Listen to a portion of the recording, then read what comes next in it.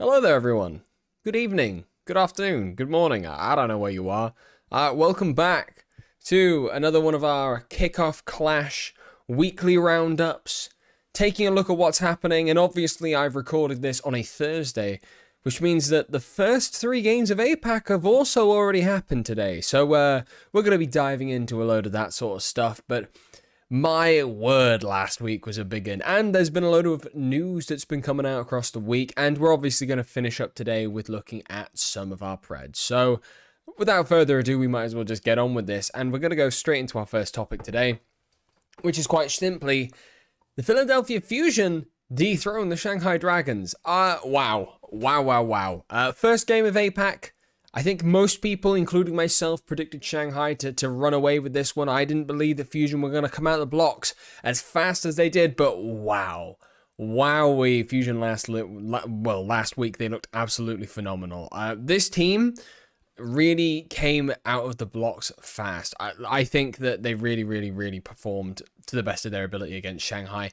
Now, to Shanghai's credit, they didn't look all with it. Obviously, Shanghai have been going through some locational differences. They've obviously moved from their Guangzhou facility to Shanghai.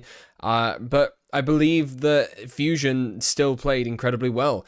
Zest at MN3 in particular, I thought Zest was absolutely phenomenal. The guy can literally flex onto anything. Aim God stayed out of the way, didn't get himself picked off too much. Fixer coming over from the Boston Uprising Academy, and he is really looking pretty good, especially on that Brigitte. A really good main support pickup there from a team that you really wouldn't have expected to pick that up.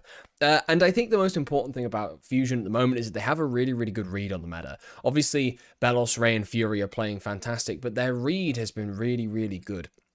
They seem to be playing the Zarya Reaper compositions in the right places. They're making adaptations. They're flexing Zest over onto the Echo when they need him on the Echo. The Genji, where he is incredibly proficient. He can play that Tracer.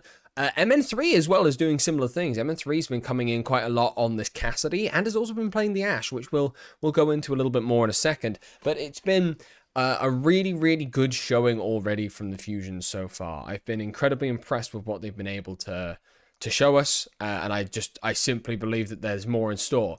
That being said, as I make this video, and I talk to you about this now, Fusion did kind of take a 3-0 loss to Seoul Dynasty. I'll comment a little bit on today's fixture, but they didn't particularly play as cohesively as they had done last week. So, look, Fusion so far, if we're talking specifically last week, looked excellent. This week, they were unraveled quite dramatically by Seoul, but then Seoul last week didn't look fantastic. I think this once again proves my theory that some teams on some week are going to pop off, they are going to play to a very high potential, and some teams just aren't. That's the way that the Overwatch League is at the moment. It's an incredibly volatile market, and because there is that lack of the extra tank, because there's so much more freedom and space for players to be able to make big plays, some players, much like in traditional sports, are popping off and having great days, and some players just aren't. That's simply the way it is. But we talked about that 3-0 to Seoul, we talked about how volatile that is, and let's move into the rest of APAC. This is simply APAC's absolute madness. It has been crazy. So if we just take a quick old look at some of the fixtures from last week, obviously Shanghai took a 3-0 loss to the Fusion. Charge and Valiant had the APAC Red Bowl, of which the Guangzhou Charge did end up taking away the win at a 3-1 there. Spark played Seoul Dynasty, to which Hangzhou Spark actually ended up taking a 3-1 win, and pretty convincingly as well. Hunters, despite having a lot of problems within their own roster, took a 3-0 win against the Charge as well. The Dragons did manage to get themselves a win back against the Hangzhou Spark, though watching that game, watching it back, you can see that Hangzhou really did drop the spaghetti and kick it across the floor. Seoul squeaked out a 3-2 win against Valiant. Valiant looking relatively okay. Fusion, of course, taking another 3-0 victory against Charge. Chengdu getting absolutely wiped by Seoul, and then this absolute 5-map banger between Spark and Valiant, of all teams, being a 3-2. And I think that's where we should start. We should start with the Los Angeles Valiant, because the Los Angeles Valiant, under No Hill's guidance and with their new set of players, actually do look very threatening. Despite having lost their 3 opening games, they lost their 3 opening games and they took 5 maps. If you translate this to last season, those are 3-3-0s. They look quite well oiled, in my personal opinion, and I don't think it's going to be too long until Valiant do end up picking up a win. It's clear that Dia has got an absolute plethora of talent. Choosing to field Becky as your other DPS player is really, really interesting, who I think was showing some pretty good looks on that Reaper. Sarshin's been okay. That's all I really think I can say about that. I think that Sarshin's been okay. And their backline, obviously Coldest, I think, is starting to really come into his own, having been dropped by the Hangzhou Spark. And I genuinely think this team looks pretty okay. Like, Lynx's doing all right. Yeah, this Valiant roster is relatively competitive.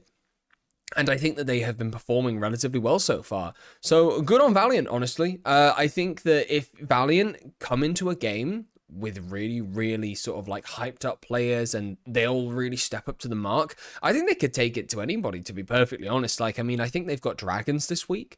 I think that they've also got the Hunters. They've got the Fusion. Obviously, Fusion taking a 3-0 loss this morning. The Dragons don't look so hot at the moment. The Hunters, who are in a little bit of peril. I think that there's a very good chance that the Los Angeles Valiant could squeak out at least one or maybe even 2 wins against those two teams. But we'll discuss that when we get to the Preds later. Looking at some of the other teams, the Charge before this morning, I was saying were probably the worst team in APAC, despite having beaten the Valiant. But then today they put in this absolutely incredible, they lost 3-2 to the Shanghai Dragons, but they were 2-0 up, and for a point, you really could have seen them 3-0ing that series. They looked fantastic. Choi Se-won really stepping up. Really is the highlight of this team. Develop is absolutely nutty on the Widowmaker as of this morning. And I thought that despite Rio putting in some poor performances at the start of the season, I thought he had an okay showing towards the back half of this series. I tell you who did put in a fantastic showing. Krong. Krong is fantastic. Krong is ridiculous. So, you know, 2 worst teams looking pretty good. You can't really complain too much about that. Another couple of teams that we'll obviously mention is that Chengdu look all over the place at the moment, man. Like, I mean, I watched their game against the Dynasty and they were absolutely piss poor. They were genuinely piss poor. That team is clearly suffering from a motivational crisis, and I think that the issues off the field are really, really starting to hinder them. They did pick up a 3-0 win against the Charge. It looked convincing, but then, you know, today they had this 3-1 series against the Hangzhou Spark, and wow, after that first map, Spark really did do a number. You know, they found it quite difficult. And I think that Chengdu are really suffering with the lack of a Preeta there. Jinmu is, I wouldn't say Jinmu is feeding, but Jinmu is clearly not at the quality that a lot of these other DPS duos in APAC are at. And if we think about Seoul as well, who did that drubbing, I think that Seoul clearly are in a state of 2 things. It's either playoff Prophet arrives, he touches the table, he graces everyone with his presence, and they absolutely play to their potential, or they don't know what they're doing. And I thought the start of their year this year was very much they don't know what they're doing too much. Smurf was having to, you know, obviously fill a lot of off-tank roles, but I think that Smurf over time will get more grounded. Today, he certainly showed that. He showed some real expertise on his Winston pick, as usual, and they really did perform. Vindime as well in the backline, along with Creative, is looking very, very solid. So, APAC is a clown fest. It really is a fiesta. That we've seen some really interesting looks coming out of APAC as well. For example, the Ashe is being picked quite a fair bit at the moment, but it's been interesting. I have to say I have been enjoying having APAC back. It's lovely seeing all these random different compositions that they really want to be running quite a lot. I mean, today I saw the Hunters try and run Mei Zarya on Iconvold, which in theory kind of makes sense, but woof. Never seen that one before. So yeah, APAC is a mad land at the moment, and I think it's just going to be continually exciting, hopefully, as the season goes on. Right now, though, I still believe that, even though Fusion took that loss today, I still believe Fusion are probably just about at the top of that ladder, because you just don't know with Seoul. But I would put Hangzhou up there as well. I think Hangzhou have looked consistent so far. Very consistent so far. Both good and bad, but consistency is key. Okay, let's move on to our next topic. Over in North America, I am in pain again. Wow, what a surprise. Who knew that was going to come? As the Los Angeles Gladiators get reverse swept for a second time. Now, a little bit of context into this one. I was out celebrating my birthday. I was in a bar. I was drinking myself under the table, and I was also watching this game. And when it got to 2-0, I was drinking in celebration. And when it got to 3-2, I was crying and trying to drown away my sorrows. I will say the same thing as I said last week in regards to Gladiators. I think that they are a top team still. I genuinely do believe that. I think that they showcased it this week and against the Dallas Fuel that they can hang and perform with the best, and they should have won both of those games. But they're making small errors, and I believe that those errors are being dictated from a mental game. I think that they have to get over this hurdle in their head that they cannot win from certain aspects. They start to drop the spaghetti. They really start to get into their own heads, and you can see them trying to make these crazy plays in clutch when it's not needed, and they just have to be a bit more reserved with their decision making. So, look, I'm not going to say too much on this one. I'm proud of my boys. This is me going into my actual team talk right now. I'm very proud of my boys. I love them so very, very much. And I just want them to know that don't drop your heads. They will get the results. And I believe that from an analytical point of view as well. I believe that they'll get their results. They have games now coming up against the Spitfire and the Atlanta Reign. Atlanta haven't looked fantastic in my personal opinion. I thought they looked good in the first week, but they really haven't shown up against teams with a better pedigree than them so far. And also they have the London Spitfire Gladiators, which means that, hopefully you take a 3-0 there, you get some confidence back into your veins and you go again against Atlanta and you just try and end out this stage on a 4-2 positive map differential, qualify happily for the kickoff clash and reset your mental. Go again. That's Gladiators though. I think they will be fine. I genuinely think they'll be fine, but I'm going to echo something that Reinforce said on Plat Chat this week. I believe that if Gladiators lose to Atlanta, I think that there's some problems happening there. I believe that we'll be facing some problems. Anyway, moving over to an even shittier side of North America right now. Well, hold on a minute. Was it just me or did Justice shit the bed? And is it just me or did I have doubts about that? I mean, specifically about Decay, roll my own clip. I wouldn't be surprised. And now, look, here's the thing. Everybody knows that Decay is a top-tier talent. Everyone knows that Decay is hyper-flexible. He's on that Prophet Fletter level of being incredibly individually talented. But yet, my problem with Decay is I think his head is way too big. Like, we've seen him implode on Gladiators and leave the team. We've seen him implode on Dallas and leave the team. And we've seen him be benched on this Washington roster. I don't know where to stand with this player because you know that he has the mechanical potential of being one of the best DPS to grace the planet, but at the same time, his head is simply too big. It is simply too big, and I do not trust him on this team. Yeah. Long story short, I am not high on this team. And I don't want to sit here and say that Washington are going to be a low-tier team. I think that they simply have enough talent, and we don't know enough about Overwatch 2 yet until we start getting some maybe alpha or beta footage out from teams and scrims. To pass any judgment. But I would be concerned about this team. Yep, that's my clip. I believe I said something about Decay being a liability. At least I'm saying that now. Decay can't be trusted. His head's too big for his boots. Justice against Atlanta played as a cohesive unit. They counterpicked the strategy that Atlanta wanted by running Decay's Tracer with this Echo and Doomfist coming at them, and they absolutely hyper-pounded. This week, they sucked ass. They came into a game against Boston, they got a pity map, and otherwise they just absolutely... They were diabolical. They were diabolically bad. There was no coordination with them. There was no protection for the backline. Krillin and Opener were just subject to absolute death. I don't want to put too much on Happy because I think Happy is fine, but he's more comfortable in his hit scan, but he was being outplayed by Victoria? Like, that's crazy. Happy should not be being outplayed by Victoria. And, right, I need to touch on the Decay. Decay was bad. I genuinely believe that Decay was bad against the Boston Uprising. I believe that Decay... I've said it already about APAC. Players can have bad days. That's absolutely fine. But when you're holding onto a pulse bomb for 2 minutes, like, what are you doing? Genuinely, what are you doing?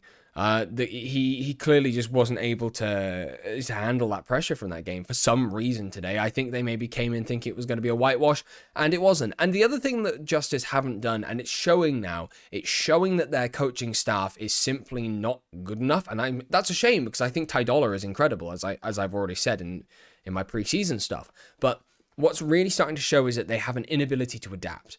You know, this team does not want to adapt to what's in front of them. This Zarya meta has been on the horizon for a couple of weeks now. You would have thought they would have played Kalios, and they didn't. You know, they really, really are hard forcing what they're good at. And I agree, you play to your strengths. But this team is showing its inability to bend at all. Even with just like a different DPS pick. I mean, if Decay's not playing like Soldier or Tracer, I don't know what he's doing. You know, I know he's doing a bit of Genji, but like his Genji doesn't look best in the league level. You know, it's nowhere near people like Zest or Sparkle or Kevster. You know, God, even Proper and Sam absolutely nailing it at the moment. Horu on Shanghai looks phenomenal on it, kind of thing. Like, no, once again, I'm echoing my own words here. I think that Decay is a liability, and I genuinely think that they should start putting Assassin in if they're going to be putting out performances like this. Genuinely.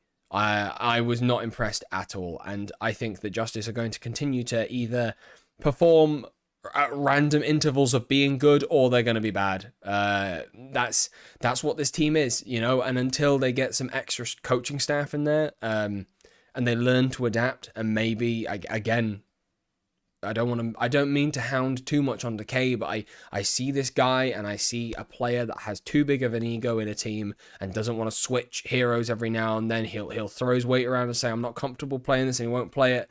You know, take him out of the team. You know, Assassin's on the bench, and he wants to play. You know, it doesn't matter if Assassin's not as good as Decay. He wants to play. He's gonna give his all. So that's me. Sorry, Justice fans. I hope you enjoy molding at my comments there, but that simply is what it is, in my personal opinion. On the other side of the bed shitting, Boston Uprising looked pretty good.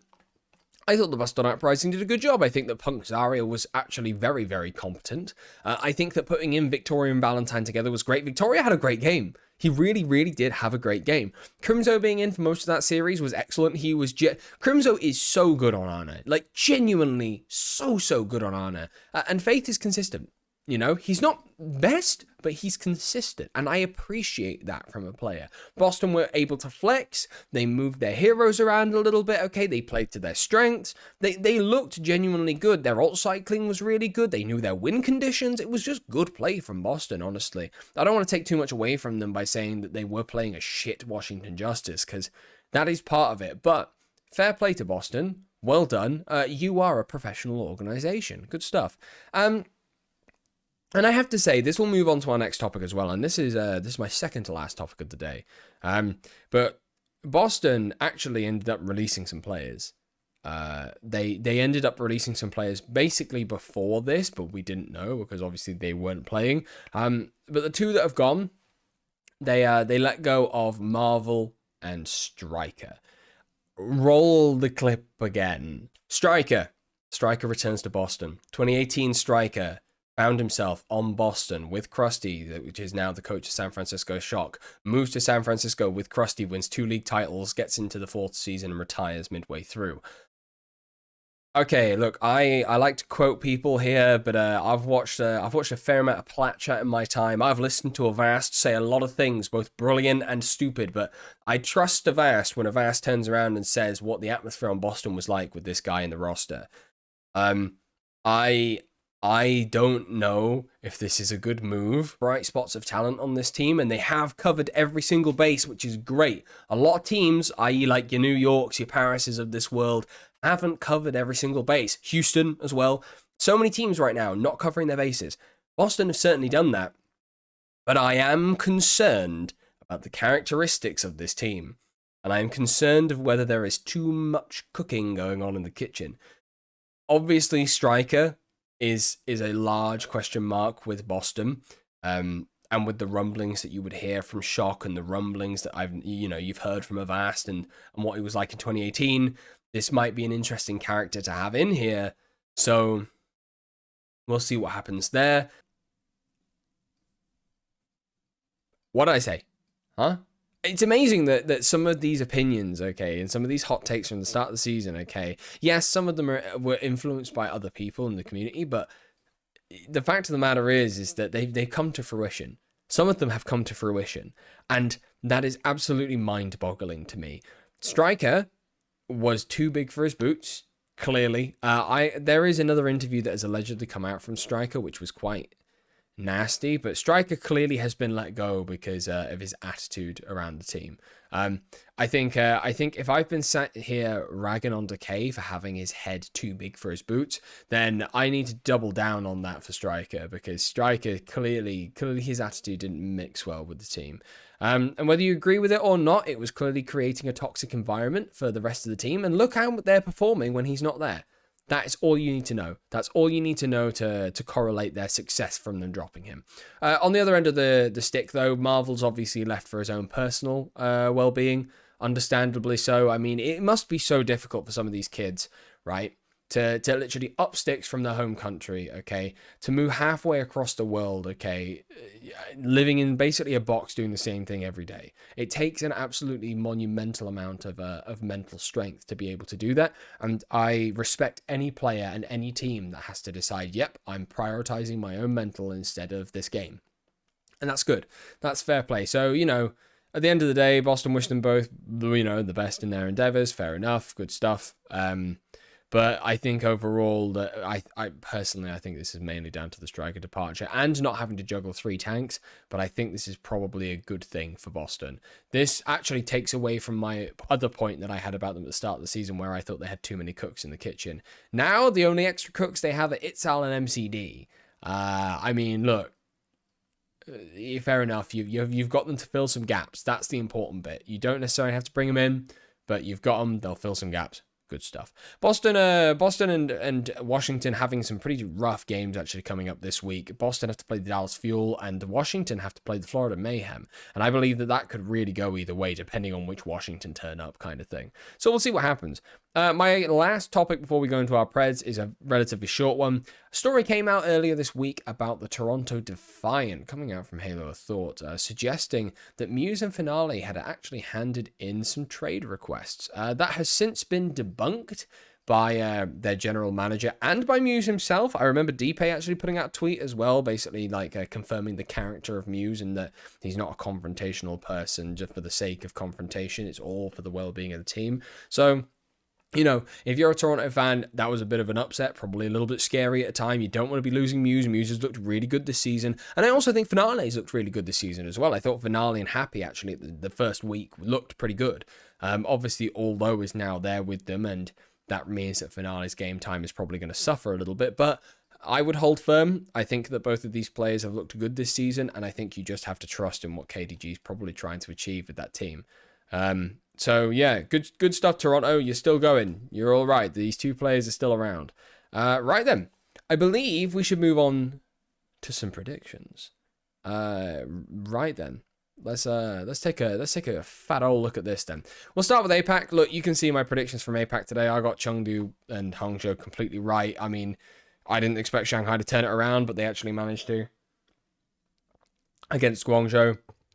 And Fusion did underwhelm me. Going into tomorrow, though, look, I haven't seen enough from the Chengdu Hunters to suggest that I should have faith in them. I think that Philadelphia will bounce back. And I believe that they have, like I say, I do think that they've just got a better read at the moment on the meta, and I think that they will be able to out-duel Chengdu, you know, in whatever form that takes. I was very impressed by Charge today. I am going to give them a 3-1. I don't think they'll beat Seoul. I think that Seoul today really, really showed up. And I think that momentum going into the next couple of games for them is going to be huge. So I genuinely believe that that's going to be a 3-1. I'm very impressed with Fitz and Profit as per usual. And Smurf, wow. Smurf versus Rio should be in Smurf's ballpark. Shanghai versus LA Valiant. Listen, the Valiant I've just said in the APAC section have looked good, right? They have looked good. This is still the Shanghai Dragons we're talking about, and I just saw some mental resilience from this team to not just take a 3-0 to the Charge quietly into the night. Instead, they reverse swept it. They did an excellent job. They really started showing up, and I genuinely, as long as they play Horu, as long as they're able to work into that Genji, I think they're going to be okay. Personally, I think they should really take a little bit of a step back from the Zarya comps because they don't look competent on them. They don't look as competent on them as other teams like your Dallas Fuels, like your Philadelphia Fusions, you know? That's my concern for Shanghai, but we'll see how they go. Similarly, I think that the Spark looked really, really good, and I know that Charge did good today, But I think Spark looked pretty good. Yeah. Again, I could give Charge a map. I could, and I probably will. I'm going to give Charge a map, but we'll see how that goes. Chengdu versus Shanghai. Again, I have no faith in Chengdu at the moment. I don't have any faith in Chengdu Hunters at the moment. I think this is probably going to be a 5-map banger, though, just based on the form of both these teams. These are two top-tier teams from last season, both of them having a little bit of a wobble. You know, I think if Chengdu come into this game against Shanghai off the back of a loss to Fusion, then, you know, that's going to really hurt them, man. You can tell. You look at Leave as he's playing. He just, I don't know, man. I don't think a lot of these players look as with it as they could have done. And I think if Shanghai come off another win against the Valiant, they'll go into that game pretty happy, you know. So we'll see how we go. Philadelphia versus Valiant. I am going to give it to Philly. I'm trusting in Philly. I've put my stocks in Philly. I'm wearing orange today. I'm giving my trust to Philly. That's all I need to know. That there are going to be some 3-0s this weekend. I'm going to let Philly have one of them, if the only one. Shanghai versus Seoul. Okay, so originally I had Shanghai here. Listen, if Seoul shit the bed to the Charge, I'll change this back. But as far as I'm concerned right now, the form going into these games, you could see Seoul taking it. Genuinely could see Seoul taking it quite convincingly. So I'm going to give it the best, I'm going to give them the better of the doubt. I'm going to give them, you know, my benefit of the doubt. But it depends on the form going into the game. Okay, Valiant versus Chengdu. I'm going to double down on my Chengdu stonks being bad. I'm going to give this to the LA Valiant. Yep. Read it and weep, folks. I'm doing it.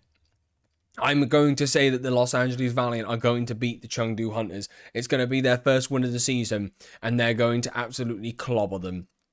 I do not trust Chengdu. Chengdu have fallen back into the Chengdu zone. There is clearly something wrong with that team at the moment. And having watched them today, having watched them as well against Seoul, they just don't look like it. I don't think they look like it.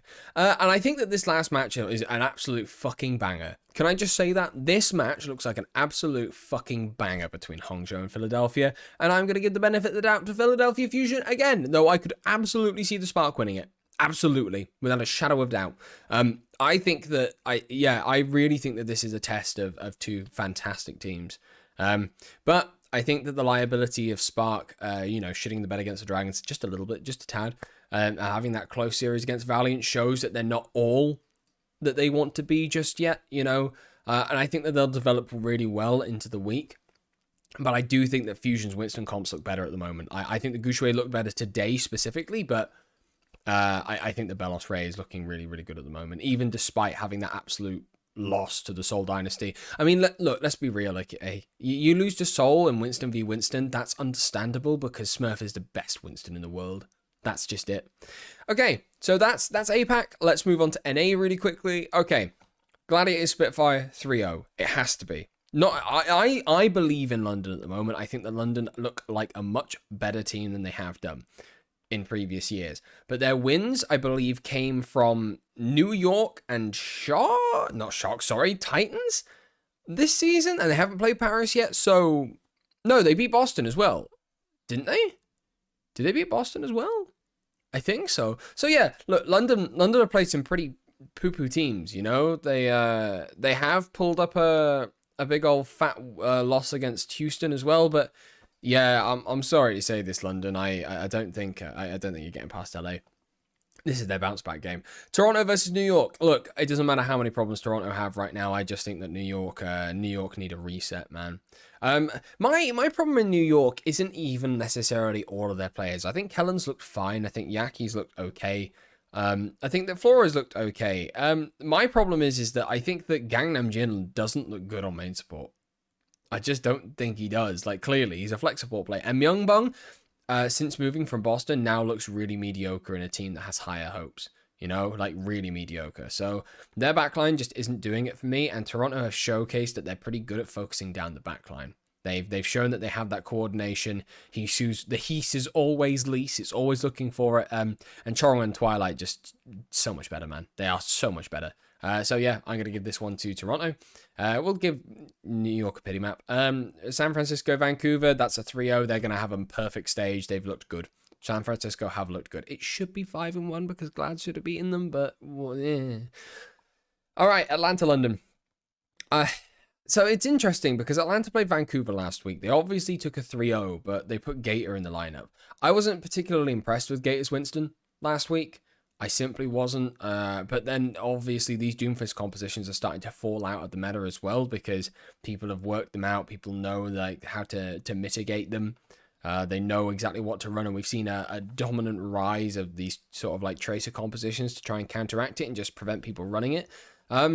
So, you know, while Atlanta, I do think are going to start struggling a little bit more, I don't see them losing to London. I just think they have too much quality. But I think that London could put up a big fight. In fact, I'm willing to give London an extra one because I think that Hardy this season's looked pretty good. If the map pool goes their way, I think London will get a 3-2, but I still think this has got Atlanta's name on it. I might change that based on how London play against Gladiators. Houston, Paris. I'm so low on Paris. I know that people think that Paris have got a good team under there. I am not here with it. I disagree. I just don't. Dan isn't good enough on Winston.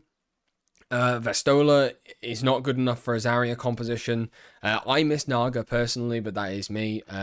You know, Glister's been okay at best. You know, Khan absolutely carried on Zenyatta last week. Like, Khan Zenyatta looked fantastic, but other than that, like, what has this team got to show for themselves now? Sorry, Houston's merit, as I've said already, merit looks fantastic on Soldier. I'm going to give it to Houston. Justice versus Mayhem. This is going to be a banger because I could see that Justice will probably want to respond. Like, I don't think that Justice are going to lay down and get 3-0'd here. If they do, I'll be absolutely shooketh. But I would like to see this as Florida's opportunity to look, smell blood in the water and say, I'm going to make myself known as one of these top teams at the moment in NA. I want to go up in everyone's provisional power rankings. So let's do it, you know? Give it to Florida. Give it to Florida. Big up Florida. Right, Dallas versus Boston. Look, Boston played great last week, but you're doing a Zarya matchup. I just think Dallas are going to have here. Genuinely, Dallas looks spooky right now. Dallas and Shock look spooky. And finally, Atlanta versus Gladiators. I'm giving a map to Atlanta because I know that Gladiators will get a map they don't like. The minute the Gladiators have to play on Iconvold, they'll lose it. That's the thing. They will lose Iconvold. But if you get some good maps for Glad, so say you get like Watchpoint, say you get like New Queen Street, maybe. Well, I mean, the push maps and control maps are one and the same near enough. Like most people that are good at control are also good at push. Most, not all. Don't quote me on that. So, you know, Gladiators have got at least 2 control. I think it's 2 control this week, or is it 2 push? I don't know. They've got at least 1 or 2 push and 1 or 2 control. That's enough for you to take it, regardless, you know. And then depending on which one of the escort hybrid maps that they get, I think they'll be fine. So that's where I'm going with that one. And I made my Preds. I'm excited. I'm very excited. So that be it. Thank you very much for watching. I really appreciate it. I am hopefully going to be doing a little bit more analysis content coming up soon, but I have been dramatically busy. Why not go and have a look at some of the other stuff that I did in the past? It's fun, I promise you. And until then, I will see you in the next video. All right, everyone. Thanks very much. Goodbye.